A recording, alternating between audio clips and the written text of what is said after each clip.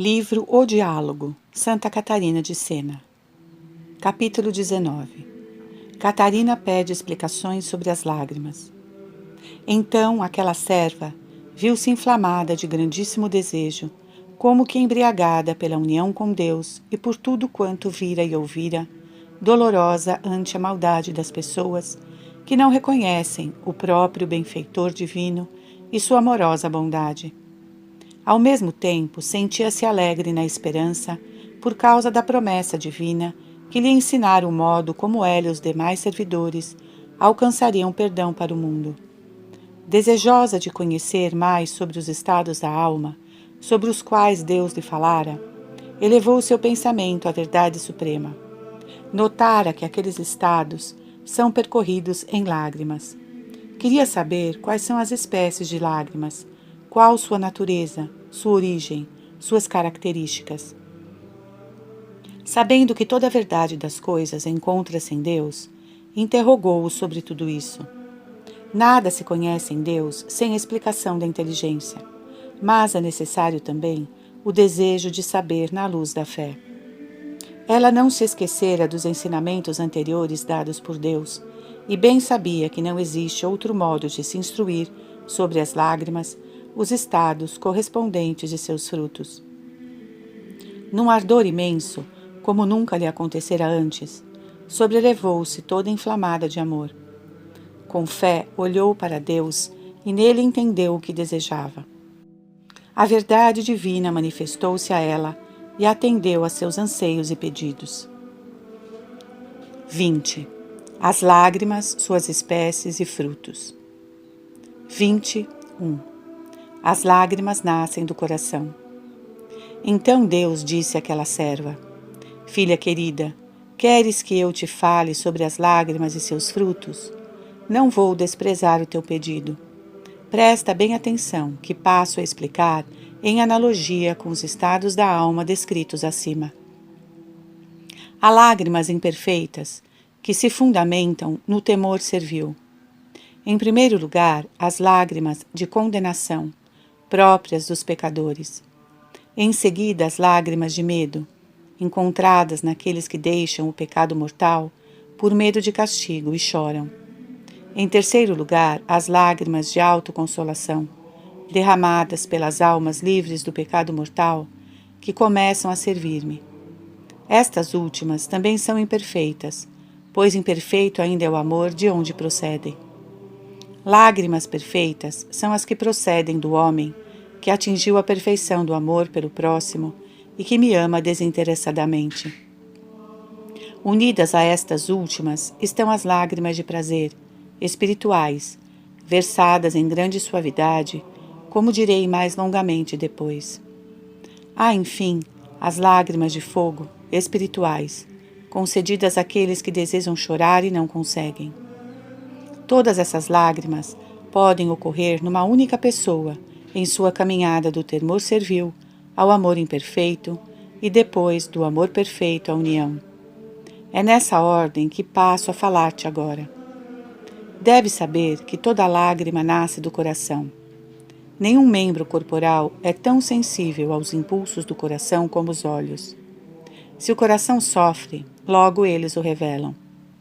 Também quando o sofrimento do coração é causado pelos pecados, os olhos derramam lágrimas, que são de morte. São lágrimas de quem vive longe de mim no amor dissoluto. Como o coração me ofende, sua dor produz morte, gera lágrimas mortais. A gravidade da culpa será maior ou menor, conforme a desordem no amor. Assim os pecadores choram lágrimas mortais. Delas falarei ainda. 22. As lágrimas de vida. Começo falando das lágrimas que produzem a vida. Parágrafo 1. Ao reconhecer os próprios pecados, o homem chora por medo de castigo. São lágrimas fundamentadas no apetite sensual e procedem da dor íntima causada pelo temor da pena. Sofrendo assim o coração, os olhos choram. Parágrafo 2. Com a prática das virtudes, a pessoa vai perdendo esse medo. Vê que o medo em si não lhe concede a vida eterna. como já ficou dito, ao se tratar do segundo estado da alma. Esforça-se, pois, em conhecer-se e conhecer-me. Aos poucos vai aumentando sua esperança na minha misericórdia. Arrependimento e esperança alternam-se. Então os olhos choram com as lágrimas a brotar da fonte do coração. Tais lágrimas, frequentemente ainda, são de ordem sensível, pois o amor continua imperfeito. Se me perguntares por que razão, respondo: porque a sua raiz é o egoísmo. Não é mais um amor puramente sensível, já superado. É espiritual, mais apegado às consolações espirituais, de cuja imperfeição te falei longamente, ou apegado a alguma criatura. As consolações podem desaparecer por motivos internos ou externos. Internos, quando cessa algum conforto concedido por mim. Externos, quando, por exemplo, morre uma pessoa amiga. Desaparecem igualmente pela presença de tentações e dificuldades. Em todos esses casos, a pessoa sofre e o coração ressentido chora. Será um choro de autocompaixão causado pelo egoísmo. A vontade própria ainda não morreu. São lágrimas sensíveis de autocompaixão espiritual. Parágrafo 3. Prosseguindo na prática das virtudes, em maior autoconhecimento, a pessoa começa a desprezar-se, a tomar consciência amorosamente dos meus favores e unir-se a mim, e conformar-se à minha vontade. Sente então alegria e compaixão. Alegria interior produzida pela caridade e compaixão pelos outros. Já me ocupei do assunto ao tratar do terceiro estado. O coração acompanha e os olhos derramam lágrimas por mim e pelo próximo. Sente tristeza a pessoa ante as ofensas cometidas contra mim e o prejuízo dos ofensores. Já não pensa em si mesma, preocupa-se em louvar-me. Deseja sofrer a semelhança do cordeiro humilde, paciente e imaculado, do qual fiz uma ponte na maneira explicada. Parágrafo 4. Ao percorrer a ponte mensagem do meu filho, a alma passa pela porta que é Cristo. João 10, 7. Repleta da verdadeira paciência, dispõe-se a tolerar todas as dificuldades que eu lhe enviar. Aceita-as com virilidade, sem preferências, do modo que vierem. Mais ainda, como já afirmei, não apenas sofre com paciência, mas com alegria. Considera uma honra padecer por minha causa. Deseja mesmo sofrer. Por tais caminhos, alcanço uma satisfação e paz de espírito tais que as palavras não conseguem exprimir. Vivendo a mensagem do meu filho, o homem fixa o pensamento em mim. Conhece-me, ama-me. Nas pegadas do pensamento que completa a natureza divina, unida à humana em Cristo, a vontade saboreia a minha divindade, repousa em mim, oceano de paz. No amor permanece unida a mim. Mas de tudo isso já tratei ao ocupar-me do quarto estado da alma. Pois bem, ao experimentar minha divindade, os olhos derramam lágrimas de suavidade, verdadeiro alimento que nutre a alma na paciência. Qual perfume, essas lágrimas exalam odor de grande suavidade. Como é feliz, filha querida, o homem que ultrapassa o mar proceloso do pecado e chegou ao oceano da paz. O homem que encheu seu coração com minha divindade. Qual aqueduto, os olhos satisfarão o coração derramando lágrimas. Este é o último estado no qual o homem é ao mesmo tempo feliz e sofredor. Feliz por achar-se unido a mim, gozando do amor divino. Sofredor ao ver que me ofendem. Age de tal forma por causa do autoconhecimento. Foi conhecendo-se e conhecendo-me que chegou a tal estado. Este estado de união, fonte das lágrimas de suavidade, não é prejudicado pelo conhecimento de si, proveniente do amor ao próximo, donde recebeu a lágrima do perdão amoroso de Deus e a tristeza pelos pecados alheios.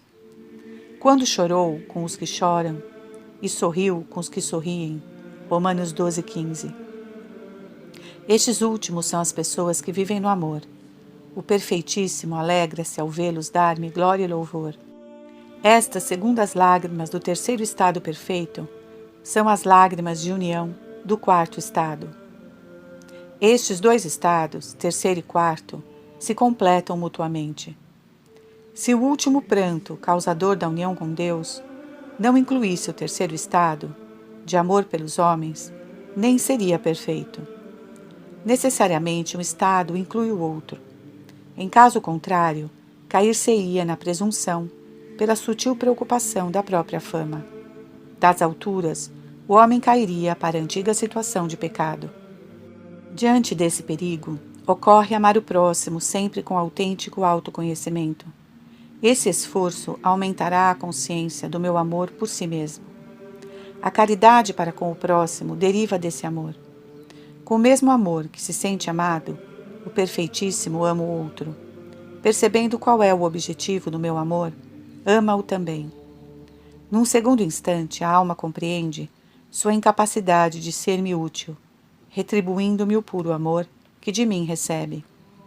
Reage amando-me naquele meio que vos dei, o próximo. Nele todas as virtudes são praticadas.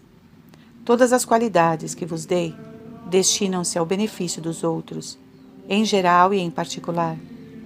É vossa obrigação amar com o mesmo puro amor que eu vos amo. Não sois capazes de praticá-lo para comigo, já que vos amei antes de ser por vós amado. Meu amor não tem justificação. Amo antes. Foi tal dileção que levou a criar-vos a minha imagem e semelhança. Sim, amor igual não podeis manifestar relativamente a mim. Praticai-o para com os homens. Amando-os sem ser desamados, amando-os sem interesses espirituais e materiais, amando-os unicamente para o louvor do meu nome, amando-os porque são amados por mim. É desse modo que cumprireis o mandamento de amar-me sobre todas as coisas e ao próximo como a vós mesmos. A tais alturas não se chega sem atingir o estado de união que segue o terceiro. Mas seria impossível conservar tal união comigo se se abandona aquele amor das lágrimas do terceiro estado, da mesma forma que não é possível cumprir o mandamento de amar-me sem cumprir o mandamento de amar o próximo. Eles, os dois amores, são os dois pés, que levam à vivência dos mandamentos e dos conselhos dados por meu Filho crucificado. Esses dois estados, terceiro e quarto, reduzem-se a um e nutrem o homem na prática das virtudes e na união comigo. Realmente não se trata de um novo estado. É o terceiro que se aperfeiçoa em novas, numerosas e admiráveis elevações do espírito, conforme expliquei. Dá-se uma compreensão da verdade que, embora realizada na terra, parece celeste. Em tal união, a sensualidade é dominada e a vontade própria morre. Como é agradável essa união para quem a desfruta! Ao experimentá-la, o homem conhece meus segredos e chega mesmo a profetizar acontecimentos futuros. São coisas que dependem de mim, e a pessoa interessada não deve dar-lhes grande valor. Explico-me. Valorize sim o que realizo, mas evite comprazer-se por apego pessoal. Que a pessoa se julgue indigna de qualquer sossego e tranquilidade espirituais. A fim de nutrir sua alma, não se julgue um perfeitíssimo, mas desça ao vale do autoconhecimento.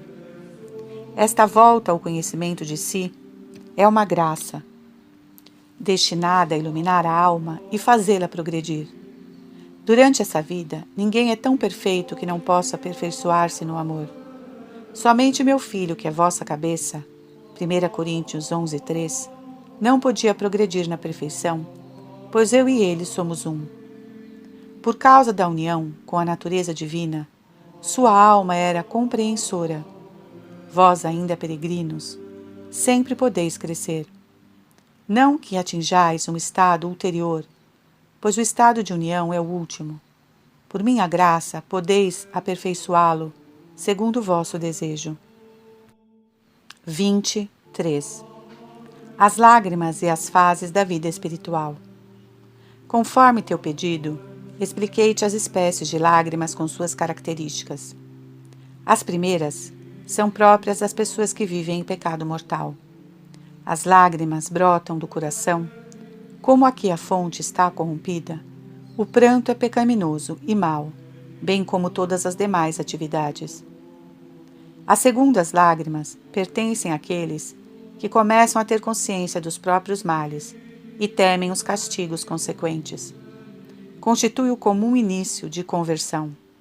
Misericordiosamente, concedido por mim aos homens fracos e desorientados, que vão se afogando pelo rio do pecado e desprezando a mensagem do meu Filho. Infelizmente, são numerosíssimos os pecadores que, conscientes, sem nenhum temor, continuam no pecado. Alguns, repentinamente, sentem grande descontentamento de si mesmos e passam a considerarem-se dignos de castigos. Outros arrependem-se por terem me ofendido e com bonomia se põem a servir-me.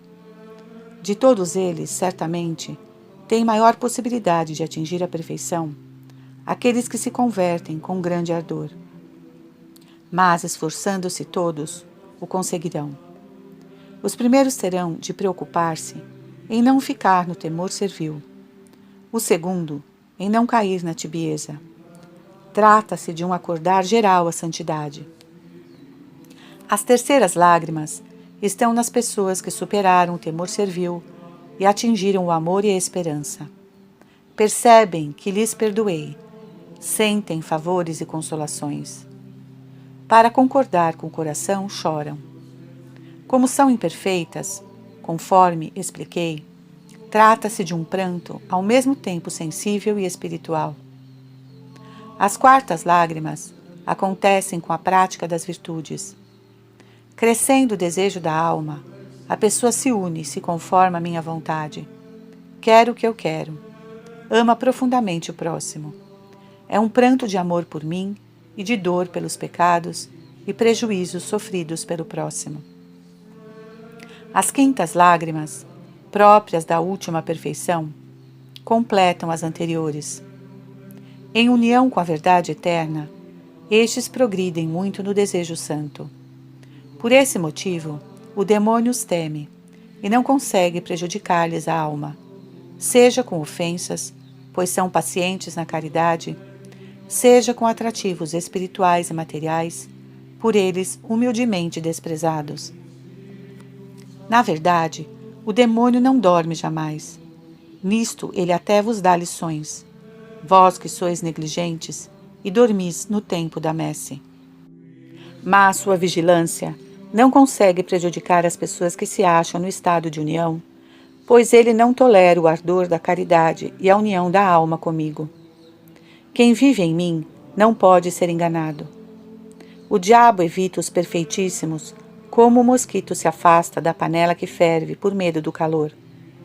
Quando a panela se acha frio, o mosquito se engana e cai dentro, encontrando às vezes mais calor do que percebia. O mesmo acontece com os homens. Antes que eles cheguem à perfeição, o demônio os julga frios e atormenta com muitas tentações. Mas se neles houver um pouquinho de entendimento, de fervor e de desprezo pelo pecado, a vontade não consentirá. Alegrem-se aqueles que sofrem. Este é o caminho para se ir até o estado de união. Já afirmei que o meio de se conquistar a perfeição está no conhecer-se e no conhecer-me. Ora, se eu estiver na alma, não há ocasião mais oportuna para conhecer-se do que no tempo das contradições. Em que sentido? Vou explicar. Nas dificuldades, o homem tem mais consciência das próprias forças. Compreende que somente conseguirá resistir e libertar-se das tentações se sua vontade for reta. Vê que de si mesmo nada é, pois em caso contrário, afastaria as tentações indesejáveis. O autoconhecimento, portanto, conduz à humildade e faz recorrer a mim, Deus eterno, mediante a fé.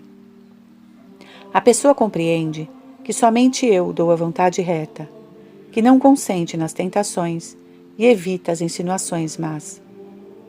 Estais certos quando procurais vos fortalecer mediante a mensagem do meu Filho, o amoroso Verbo encarnado, durante as provações, sofrimentos, adversidades e tentações.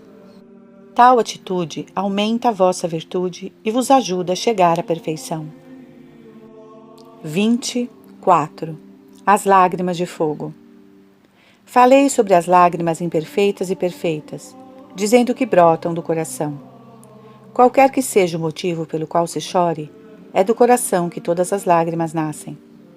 Neste sentido, indistintamente, podem ser chamadas lágrimas cordiais. A diferença entre elas encontra-se na qualidade do amor, bom ou mau, perfeito ou imperfeito. Falta-me responder sobre o caso daqueles que, desejosos de possuir a perfeição das lágrimas, não conseguem chorar. Existe alguma lágrima que não saia dos olhos? Sim, existe um pranto de fogo, procedente do desejo santo, e que faz consumar-se no amor por mim. Há pessoas que gostariam de chorar na renúncia de si mesmas e no desejo de salvar os outros, mas não conseguem.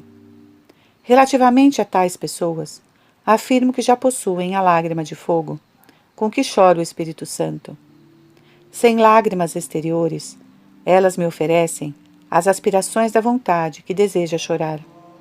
Aliás, se prestares atenção, verás que o Espírito Santo chora em cada servidor meu, que possui o desejo santo e faz orações contínuas e humildes na minha presença.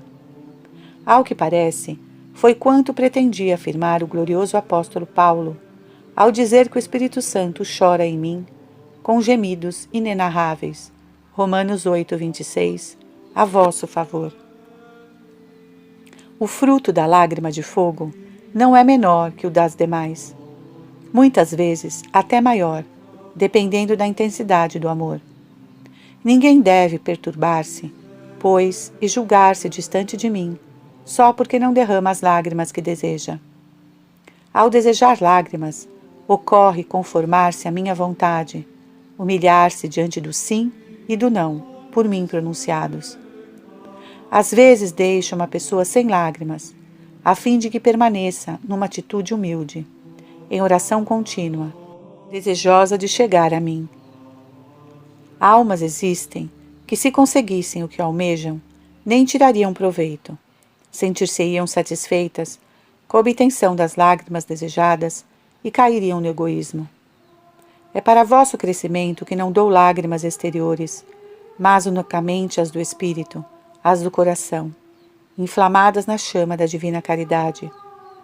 Em todo estado de vida e ocasião, tais pessoas podem agradar-me, a menos que seu espírito se afaste de mim por falta de fé e amor. Sou o médico, vós sois os doentes. Dou a todos o que é necessário para a salvação e o crescimento de vossas almas. 25. As lágrimas são infinitas. Conforme acabo de explicar, filha querida, essa é a doutrina sobre as 5 lágrimas. Afoga-te, pois, no sangue de Cristo crucificado, o Cordeiro humilde, sofredor e puro. Esforça-te por crescer nas virtudes, aumenta em ti a chama da minha caridade. Os 5 tipos de lágrimas são como que canais. 4 deles derramam infinitas espécies de lágrimas, as quais produzem a vida, se forem usadas de acordo com a virtude. Infinitas, repito, não no sentido de que tenham de chorar sem fim nesta vida, mas relativamente ao desejo da alma. Já afirmei que a lágrima brota do coração. É ele que a recolhe no desejo santo e oferece aos olhos. Como a madeira verde atirada ao fogo, por causa do calor, sua umidade ferve, geme. Com a madeira seca não acontece assim. Igualmente sucede com o coração, quando a graça divina o renova, destruindo a sequidão do egoísmo que enrijece a alma. Amor e lágrimas unem-se no desejo santo, mas este último, durante esta vida, não tem limites. Quanto mais o homem ama, menos acredite estar amando.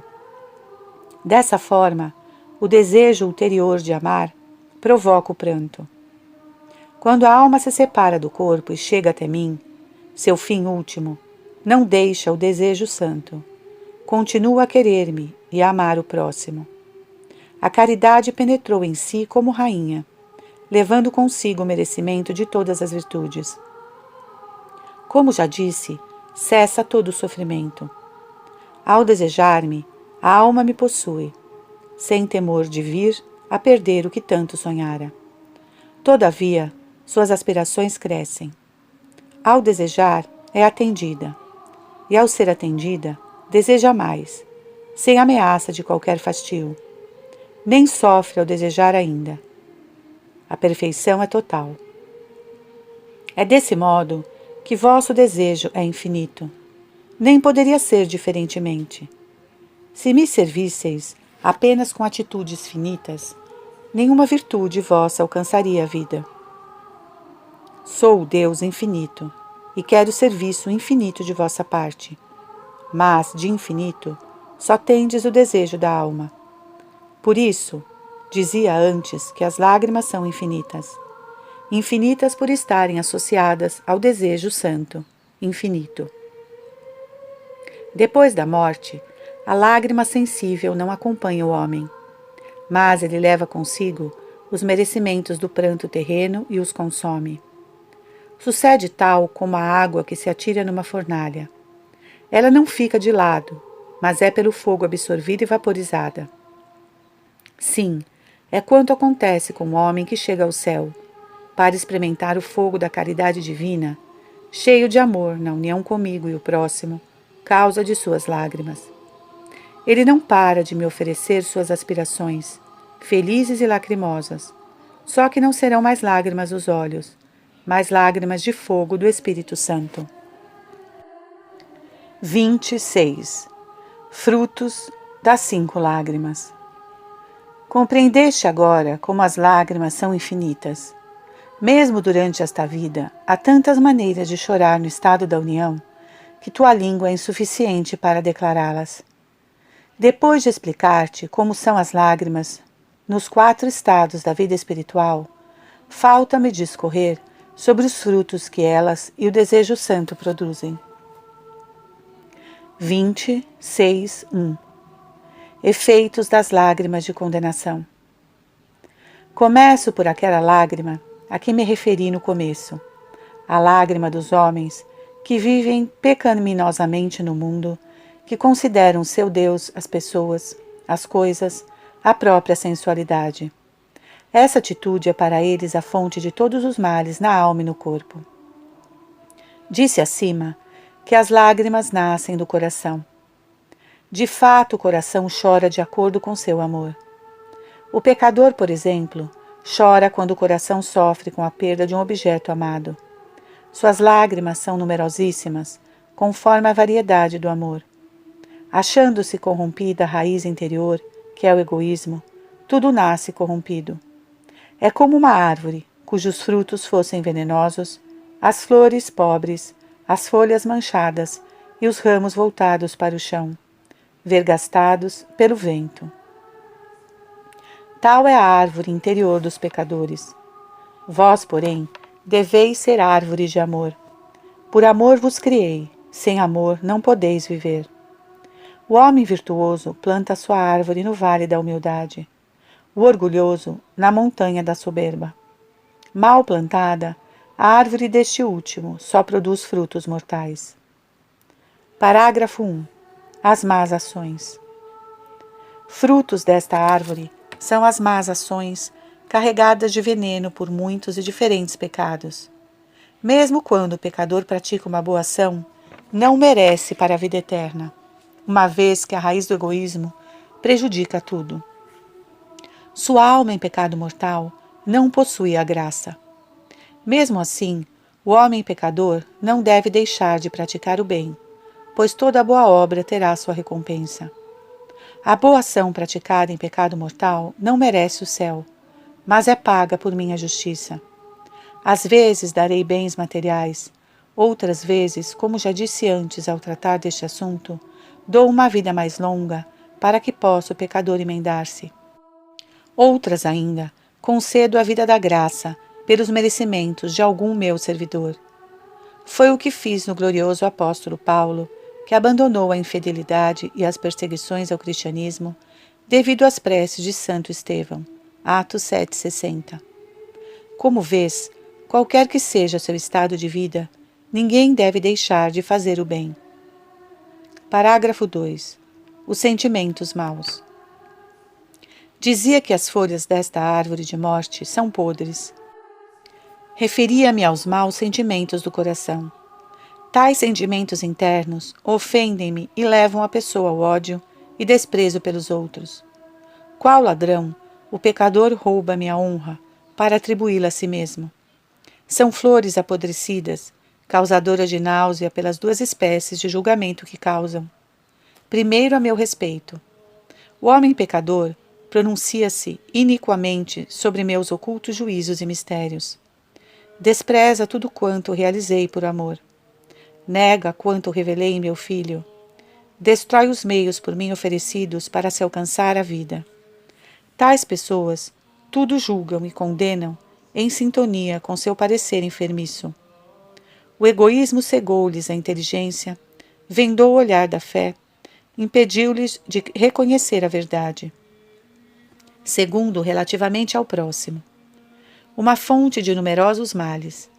Sem autoconhecimento, o infeliz pecador pretende pronunciar-se sobre o segredo íntimo dos outros.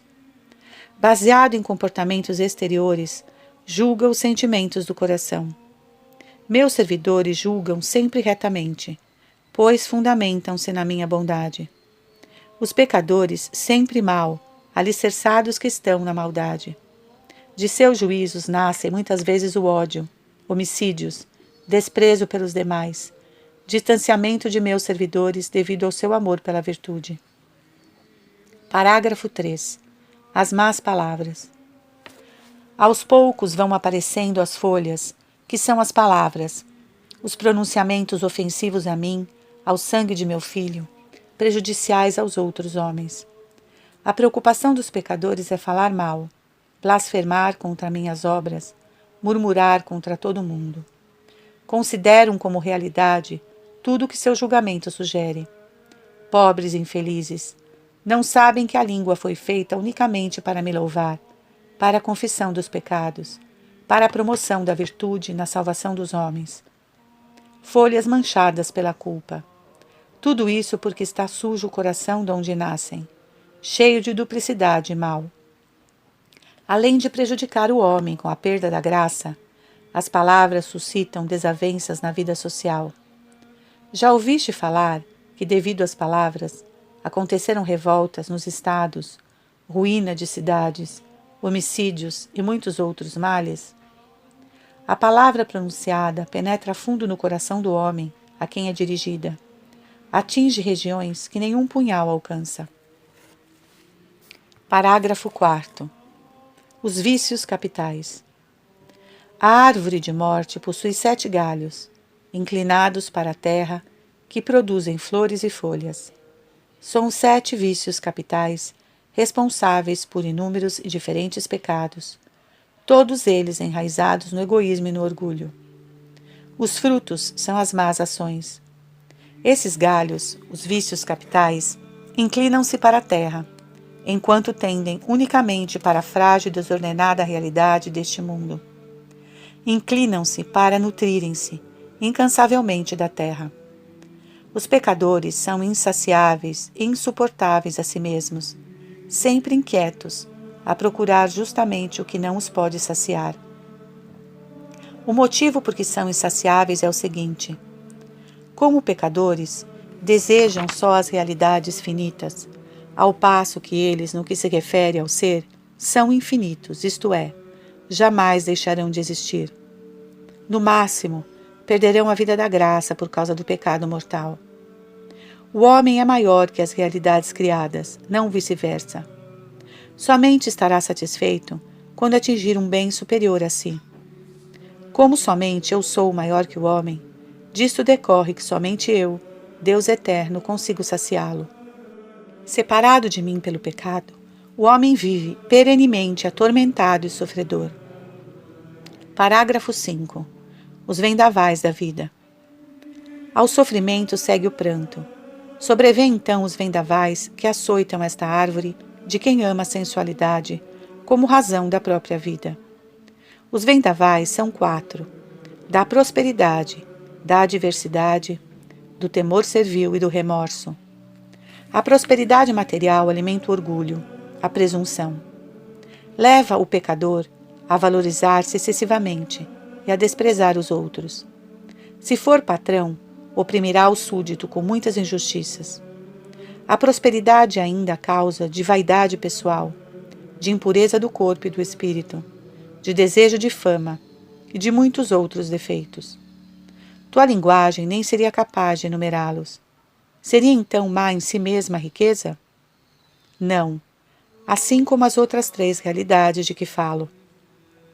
O que está apodrecido é a raiz da árvore, ruína de todo o resto. Eu, autor de todos os acontecimentos, sou imensamente bom. A prosperidade material pode sobrevir o choro, quando o coração insaciável não realiza seus desejos. Ante essa impotência, o pecador sofre e chora, porque as lágrimas, como disse, nascem do coração. Segue-se o vendaval do temor servil. Quando um homem tem medo de perder quanto ama, até sua sombra causa-lhe temor. Por exemplo, o medo de morrer, de perder um dos filhos ou qualquer outra pessoa, o medo de ser humilhado, de decair na posição social, de perder a boa fama, a riqueza. Semelhantes temores não permitem ao homem nem conservar em tranquilidade os bens que possui desordenadamente. Escravo de suas posses, o pecador vive temendo, e como o pecado é privação, a pessoa termina no nada.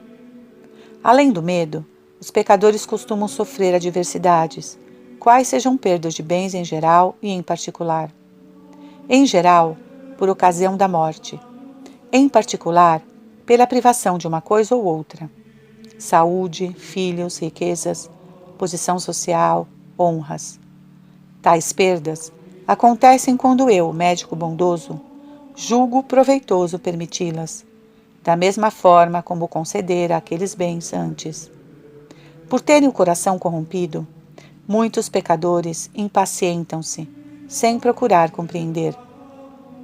Surgem os protestos, a murmuração, o ódio, o desprezo por mim e pelos outros. Consideram mal aquilo que eu dera como bem. Apenas lhes conta a dor pelo objeto amado. Diante disso, o pecador costuma cair num pranto angustiado e impaciente, que lhe arruína e mata a alma, privando-a da vida da graça. Um choro que cega a pessoa, corporal e espiritualmente, que lhe retira toda alegria, toda esperança. Chora o pecador, porque privado daquilo que constituía seu prazer e o objeto de sua afeição, de sua esperança, de sua fé. Além da lágrima, há outras causas desses grandes inconvenientes. São a afeição desordenada e a angústia do coração, donde a lágrima procede. De fato, não é a lágrima exterior que causa a morte espiritual e o sofrimento, mas sim a raiz donde ela nasce, isto é, o egoísmo do coração desregrado. Quando o coração é bom e possui a graça, o pranto também é santo e alcança de mim a misericórdia. Dei o nome de lágrima de condenação a este pranto, porque manifesta que o coração está morto. Disse acima que existe também o vendaval do remorso. Como sou bondoso, sirvo-me da prosperidade material para atrair amorosamente os homens, do temor servil, a fim de que orientem o coração para a prática das virtudes, da adversidade, para que o homem tome consciência da fragilidade e incerteza das realidades deste mundo. Acontece, porém, que para alguns, todos esses meios não produzem efeito. Dado que os amo demais, envio então o remorso da consciência. Quero que confessem seus pecados no sacramento da penitência.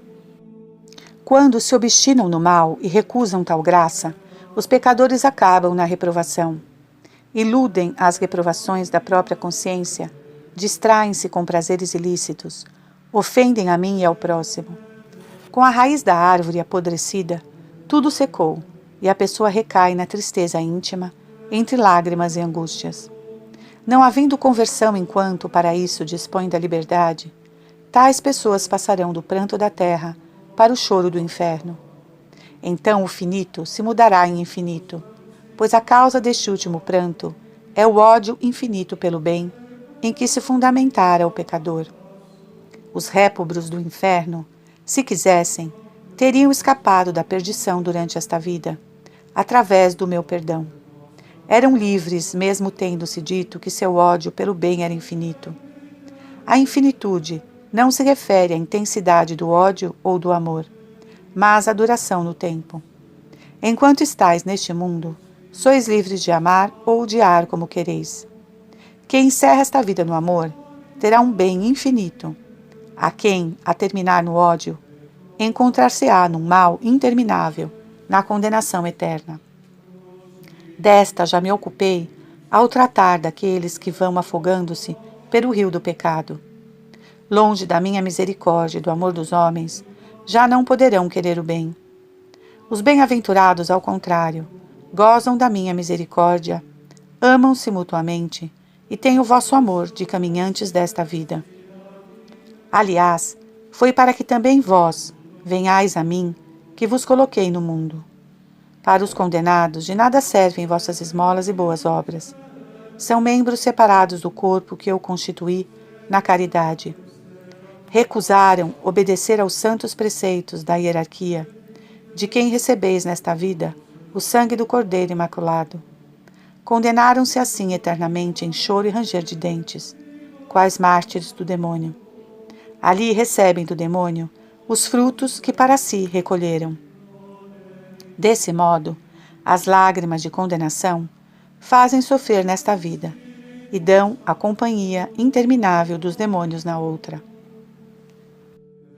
26.2 Efeitos das lágrimas de temor. Passo a falar dos frutos colhidos por aqueles que, por medo dos castigos, abandonam o pecado para viver em estado de graça. São numerosos os que, pelo temor da pena, param de pecar. É o acordar geral de que falei. Quais são os efeitos em tais pessoas? O medo de ser castigado age sobre o livre-arbítrio e este procede à limpeza da casa da alma. Tendo-se purificado na confissão, o homem sente paz em sua consciência, põe ordem nas suas afeições, abre a inteligência para o autoconhecimento. Antes de tal purificação, a inteligência apenas pensava nos pecados. Surgem agora as primeiras consolações espirituais. Livre dos remorsos, a alma espera o alimento das virtudes. Acontece-lhe como, para o doente após a cura, volta-lhe o apetite. Tocará à vontade, preparar-lhe o alimento espiritual. 26.3 Efeitos das lágrimas da autocompaixão. Livre do medo dos castigos, a alma acolhe as segundas lágrimas de vida, com as quais busca o amor e a prática das virtudes. Embora ainda seja imperfeita, a pessoa já não teme. Como verdade suma, eu lhe dou consolações e amor. Por causa de tal consolação e amor, ama-me docemente a mim e as demais pessoas. A vivência deste amor na alma purificada, pelo temor servil, infunde numerosas e variadas consolações. Se perseverar, chegará a sentar-se à mesa do crucificado, passando do medo ao amor. 26.4 Efeitos das lágrimas de amor. Ao chegar às terceiras lágrimas de vida, o homem se põe à mesa da Santa Cruz, nela saboreando o amoroso Verbo encarnado. Meu filho deseja minha honra e vossa salvação. Por isso seu coração foi aberto e se fez vosso alimento. Nesta mesa, o homem começa a alimentar-se do desejo da minha glória e da salvação dos homens, bem como a renunciar a si mesmo e ao pecado. Que frutos colhem o homem destas lágrimas do terceiro estado? São os seguintes: grandes forças em dominar a sensualidade, verdadeira humildade, muita paciência. Esta paciência vence toda a oposição e liberta o homem dos sofrimentos. Quem faz sofrer é a vontade própria, que é destruída pela renúncia a si mesmo. A paciência domina a sensualidade, que se revolta diante das ofensas, perseguições, ausência de consolações espirituais e sensíveis, tornando o homem sofrido. Com a morte da vontade própria, a pessoa experimenta os frutos da paciência em desejo amoroso e lacrimejante. Ó fruto suavíssimo, como és agradável a quem te possui! Como tu me agradas! Quem te possui é feliz mesmo na amargura. Nas injúrias, vive em paz. Ao navegar por mares procelosos, quando perigosas ventanias erguem terríveis ondas contra a barquinha da alma, tu vais tranquila e serena, sem danos. Minha vontade eterna te protege, pois te revestiu com a couraça da caridade e impede que a água do pecado penetre em ti. Filha querida, a paciência é uma rainha encastelada numa fortaleza de rocha. Vence, jamais é vencida. Nunca está sozinha, pois a constância lhe faz companhia. Ela é o cerne da caridade. É o sinal de que alguém possui a veste nupcial do amor. De fato, logo que tal veste é rasgada, o homem se torna impaciente. Todas as virtudes podem ser falsificadas, parecendo verdadeiras sem o ser diante de mim. A paciência, aliás, mostra quando uma virtude é viva e verdadeira, enquanto o homem impaciente manifesta a imperfeição dos seus atos, revelando que ainda não se assentou à mesa da cruz. É junto à cruz que se adquire a paciência. Quem se conhece e me conhece, conseguirá praticá-la, depois com desejo santo e humildade. O homem paciente nunca deixa de me honrar e de trabalhar pela salvação dos outros, dedicando a isso o próprio tempo. Ó filha querida, a paciência encontrava-se nos mártires, que mediante o sofrimento salvaram outros. Suas mortes foram fonte de vida, ressuscitando mortos e expulsando as trevas do pecado mortal. Na força desta virtude, rainha, eles venceram o mundo com seus atrativos, com seus recursos. Os poderosos não conseguiram derrotá-los. A paciência é uma lâmpada sobre o candelabro. Tal é o fruto produzido pela lágrima de amor. Na pessoa que conseguiu sentar-se à mesa do crucificado, cheio de desejo santo e com intolerável dor pelas ofensas cometidas contra mim, seu Criador. Mas não é uma dor angustiante. A angústia já cessara, quando o amor paciente destruiu o temor servil e egoísmo, únicos fatores que fazem sofrer. A dor sentida é uma dor que conforta, pois nasce da caridade e é causada pelo conhecimento de pecados contra mim e de danos sofridos pelos pecadores. É um sentimento que brota do amor e enriquece o homem. Algo que alegra, algo que revela minha presença na graça. 26:5 Efeitos das lágrimas de união. Tendo-me ocupado sobre os frutos das terceiras lágrimas de vida, resta-me o quarto e último estado, o da união. Este, como já disse, não existe como que separado do anterior. Ambos coexistem, como acontece com o amor pelo próximo e o amor por mim. Um reforça o outro. Neste quarto estado, aumenta tanto a caridade, que o homem não somente suporta as dificuldades pacientemente, mas deseja-as com alegria, como ficou explicado acima. Desejoso de configurar-se a Cristo crucificado, renuncia a toda satisfação pessoal, de qualquer tipo que seja. Fruto desta lágrima de união é a quietude do espírito, uma comunhão contínua comigo em grande prazer. Qual criança no colo da mãe, com a boca colada ao seio, sugando o leite, assim a alma neste estado descansa no seio do meu amor, e pelo desejo santo alimenta-se do crucificado pelos seus exemplos e mensagens. Durante o terceiro estado, a alma aprendera que não devia fixar-se unicamente em mim, Pai eterno, porque em mim não há sofrimento, que devia imitar meu Filho, o doce e amoroso Verbo encarnado. Vós não deveis viver sem a dor. É tolerando muita dificuldade que atingis o aprimoramento da virtude. Esse aprimoramento é alcançado no coração de Cristo, sede do amor. É ali que as almas buscam a força da graça, experimentando a divindade. Antes disso, as virtudes não possuem suavidade. Ela chega com a união no amor, ou seja, quando o homem deixa de preocupar-se com os próprios interesses, visando apenas minha glória e a salvação alheia. Filha querida, como é agradável e grandioso esse estado da alma. Nele o homem se une muito estreitamente ao amor divino. Como está a boca da criança para o seio materno, e o seio materno para o leite que sustenta, assim está a alma para com Cristo crucificado e para comigo, onde acho o alimento da divindade. Oxalá se entendesse como aqui as faculdades se enriquecem. A memória lembra-se de mim permanentemente, atenta aos meus benefícios, mas ela se fixa menos sobre os benefícios do que no amor com que os dei. De maneira particular, a memória considera o dom da criação, pelo qual o homem surgiu do nada à minha imagem e semelhança. Quando estava no primeiro estado, a consciência de tal favor levara a alma a reconhecer a ingratidão em que vivia e a abandonar o pecado por graça do sangue de Cristo.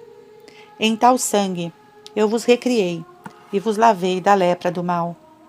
Ao passar para o segundo estado, a alma recebera grande consolação no amor, bem como desgosto pela culpa com que me ofendera, pois foi por esse motivo que fiz sofrer meu filho. Continuando, a memória se lembra da efusão do Espírito Santo, que a iluminara e ilumina ainda na verdade. Quando isso aconteceu? Após ter reconhecido os dons divinos concedidos durante o primeiro e segundo estados, e no terceiro que se dá a iluminação completa, mediante a qual vê que por amor criei o homem no intuito de dar-lhe a vida eterna. Revelei-vos tal verdade no sangue de Cristo. Consciente disso tudo, o homem ama-me, gostando do que eu gosto, desprezando o que desprezo. Descobre assim no próximo o meio para amar. É no coração de Cristo que a memória supera toda imperfeição e enche-se da recordação dos meus favores. Com a perfeita iluminação, a inteligência prescruta tudo o que a memória retém, conhecendo a verdade. Uma vez superada a cegueira do egoísmo, ela contempla o sol que é Cristo crucificado e o reconhece como Deus e homem. Por ocasião da união comigo, recebera uma ulterior iluminação infusa, dom gratuito meu, que não despreza os ardentes desejos e esforços da alma. A vontade segue a inteligência, une-se à sabedoria infusa com um amor perfeitíssimo, muito ardente. Se me perguntassem o que aconteceu numa pessoa assim, eu responderia: tornou-se um outro eu na caridade. Que língua seria capaz de narrar a excelência deste último estado, a união, e descrever os efeitos produzidos nas três faculdades humanas, inteiramente realizadas? Aqui acontece aquela unificação das faculdades por mim mencionadas, ao falar dos 3 graus gerais, comentando uma expressão bíblica. Não, a linguagem humana não é capaz de a descrever. Dela falaram os santos doutores, quando a iluminação infusa os fez explicar a Sagrada Escritura. São Tomás de Aquino, por exemplo, adquiriu sua sabedoria mais na oração, no êxtase e na iluminação da mente, do que no estudo humano. Foi uma lâmpada por mim colocada na hierarquia da Santa Igreja a dissipar as trevas do erro. São João Evangelista, quanta luz recebeu ao reclinar-se sobre o peito de Cristo. Com essa luz, desde então, e durante muitos anos, pregou o Evangelho. E se considerares, um por um, os santos doutores, todos eles revelaram tal luz, cada um a seu modo. Mas ser-te-ia impossível descrever o sentimento profundo, a suavidade inefável, a perfeita comunhão. É a isto que Paulo se referia quando afirmava: os olhos não podem ver, nem os ouvidos escutar, nem a mente pensar quão grande prazer e que perfeição estão preparados, no final, para aquele que realmente me serve. 1 Coríntios 2:9. Como é agradável, acima de todo outro prazer, a permanência do homem em mim pelo amor. A vontade própria já não põe empecilhos, pois se tornou uma coisa comigo. Essa pessoa espalha seu perfume pelo mundo inteiro. Qual o efeito de suas orações contínuas e humildes? É o perfume do amor, a clamar pelos irmãos, diante de minha divina majestade, na voz do próprio silêncio. São esses os frutos da união nesta vida, entre lágrimas e suores, no último estado da vida espiritual.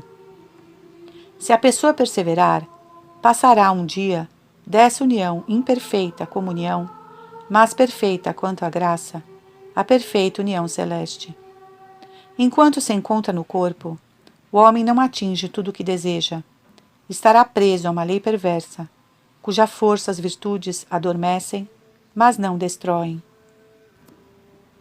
Essa lei poderá até acordar, caso seja retirado o controle que a mantém dormindo. Eis a razão por que disse que a união presente é imperfeita. Mas é ela que conduz a pessoa à vida eterna, à vida impossível de se perder, como já disse ao falar dos bem-aventurados, junto aos quais o homem gozará da comunhão comigo na vida sem fim. As almas que forem para o céu terão a vida eterna. Os demais terão a condenação como punição de seu pranto pecaminoso. Os primeiros, dos sofrimentos desta vida, passarão à alegria. A vida eterna será a recompensa de suas lágrimas de amor. No céu, como já afirmei, continuarão a oferecer-me lágrimas de fogo em vosso favor. Concluo assim minhas palavras sobre as lágrimas, suas qualidades e seus efeitos. Umas conduzem os perfeitos ao céu, outras levam os maus à perdição.